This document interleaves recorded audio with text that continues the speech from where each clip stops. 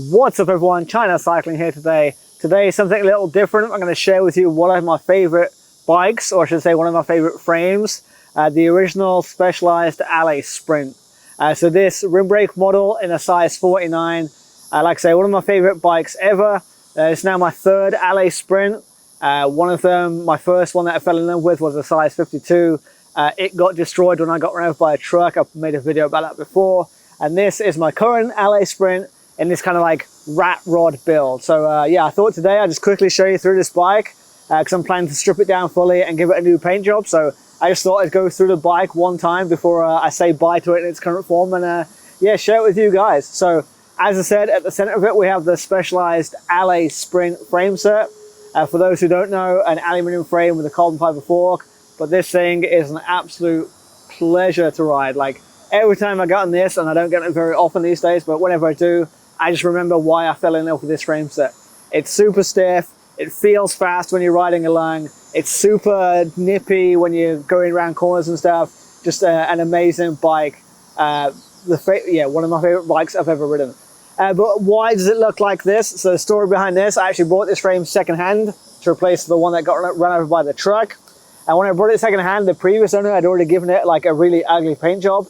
If I can find a photo, I'll put it in the video. But yeah, this like matte pink to matte purple gradient fade kind of thing with an S-Works logo on the down tube, and it was just bleh. So my plan was to strip it down, originally just give it the original paint job of my pink with leopard print fork Allez Sprint. But when I was stripping down the paint, I kind of got this how you see it here, and I kind of really like this kind of rat rod rusted kind of appearance. So I decided just to build it up like this. Yeah, I Ghetto sprayed a Specialized logo on the down tube, and yeah, just left the paint like half stripped off like this, so you can see the aluminium, you can see the primer, and you can see the paint in some places. And yeah, I really love it. So the thinking behind this was like, I'm really into like in the UK what we call sleeper cars, or in America I guess what they call like rat rods, I guess. Just cars that look slow, look crappy, but can go like poo off a stick. And that was the idea behind this. I wanted it to look like an absolute dog's dinner of a bike, but I wanted it to be able to perform like at the top end. So that was the thinking behind it. The dog's dinner appearance was definitely achieved. And basically what I like riding this is like, I don't know, an anti-hipster bike. So whenever there's like a PNS cycling event or some other like hipster, the local Specialized shop, they sometimes have S-Works only rides where you're only allowed to go to the ride if you've got an S-Works. I love just gate crashing it on this thing. It's the ultimate just F you to all of the people who love their expensive bikes and stuff. Also here in Xiamen, every so often the Specialized engineers come into town to visit the factories and stuff. And as a kind of joke for those guys, I'll ride this when they're riding their nice, shiny Specialized as well. But yeah, for legit, I do love this frame. But let me talk you through the build. So I told you the frame is a size 49, yada, yada, yada. At the front, we have one of the best OG high-end Chinese carbon integrated cockpits. It is the EXS Aerover. Yeah, Aerover. This cockpit was kind of before its time, I'm going to say. So before everyone was really into Chinese cockpits and integrated handlebars, EXS were doing it first, and doing it well, I should say.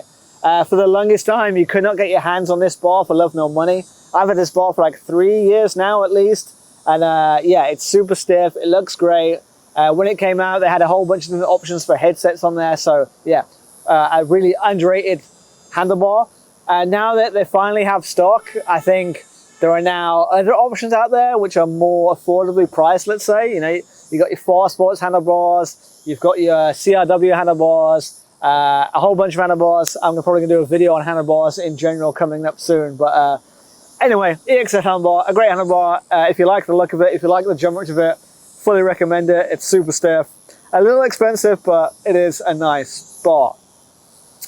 Continuing the top to bottom theme, I guess. Shifting duties on this, really interesting. So I went for a 1x setup. I'm not sure why, just because that's what I was feeling like.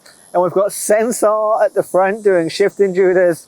Again, to kind of complete the whole like anti-hipster look. All the guys here on S-Works with Dura Ace and a SRAM Red. So when you rock up on sensor, it kind of makes them stick the nose up at you or whatever, and I like that.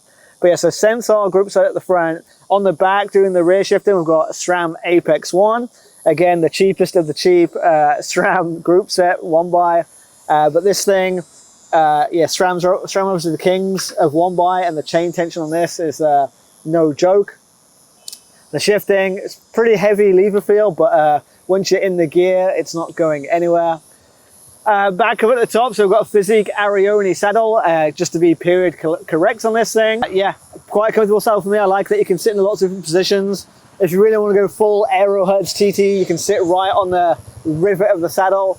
But if you want to kind of like just want to do some more lower cadence, like strength, rolling over some rolling terrain, just screw it on back and sit at the back of it, whatever. The seat post is the original seat post that came with the frame. Braking, looks like we've got a pair of SRAM Force calipers. Cassette, kind of a generic one-piece Chinese. I think we've got a 10 to 42 on here.